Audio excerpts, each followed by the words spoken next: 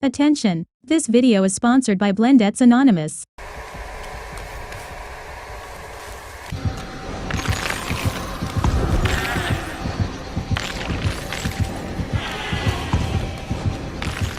Hi, it's Minitron, and today I'm going to be talking about stopping genrush. Well, what is genrush? Genrush is basically a top survivor strategy where people wouldn't do anything else but generators, because why would they?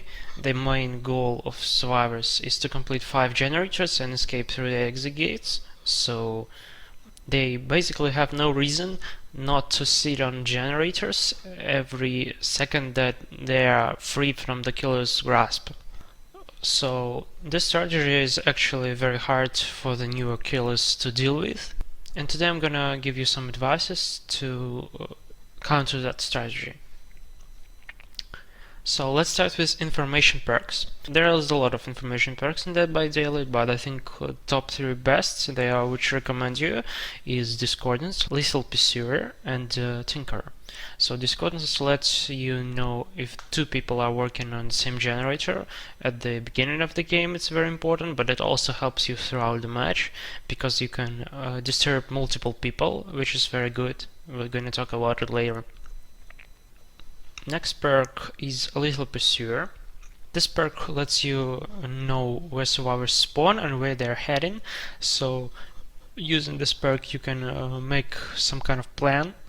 And the last perk is Tinker, which basically lets you know when the generator hits 70% of completion. It works multiple times right now on the same generator, and it's very great because no generator will get finished without you knowing it. It's also giving you stealth, so you can sneak on that person, maybe get a free hit, maybe in a grab. So all of these perks are really great, and you need to use this information to disturb multiple people, to stop people from finishing generators, and that's how you counter genrush. Also in countering it, you might use the help of slowdown and regression perks. Here are top 3 slowdown perks. It's Corrupt Intervention, Ruin, and Pop. So Corrupt Intervention basically blocks 3 furthest generators from you, making survivors go straight into your loving arms, and it blocks them for 120 seconds, which is more than enough. Survivors will need to come through you or try to hide, but if they try to hide and you down one of them, the hiding is not really working out. So this perk is really great, and it works passively without you needing to care about it. Pop is another perk, very great one. After you hook a survivor, next your kicking generator will remove 25% progress from it, which is very good. If you know where the generators nearby are being done, if you down the survivor by a generator and then you hook them right next to it and you pop the generator, so it's now regressed, and you can camp those places with very high efficiency. Or for example, pop also can help you if you're trying to maintain a 3-gen. Again, it's very helpful if you know what generators are being done. And how do you know what generators are being done? With information perks I mentioned above.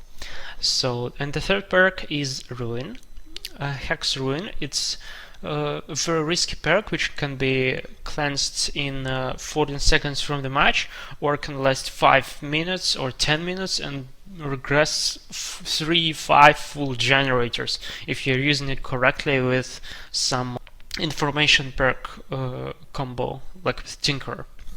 So Ruin basically regresses generator at half the survivor doing its speed, but it does it passively. So if survivor comes for the rescue, or if you chase survivor off a generator, the generator will be already regressing and you don't even have to waste any time for doing it.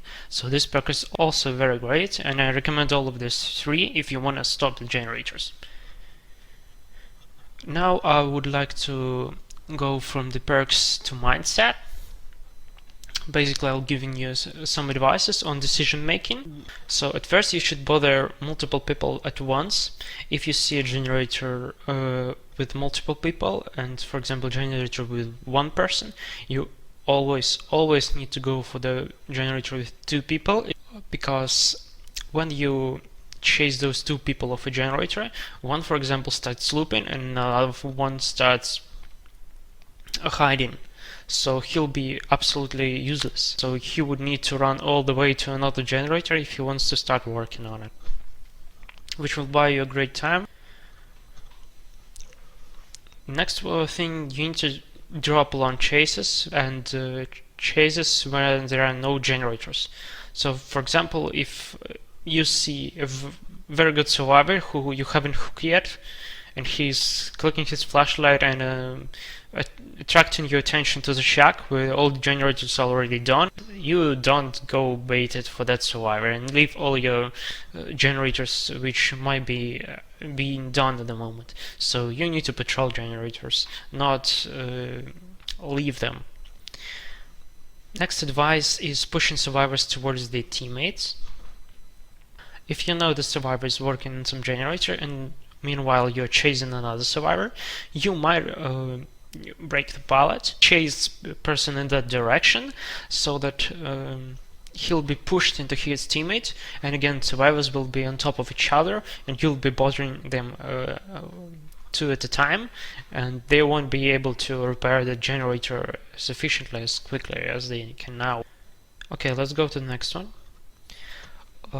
Next advice is patrolling generators instead of camping and tunneling.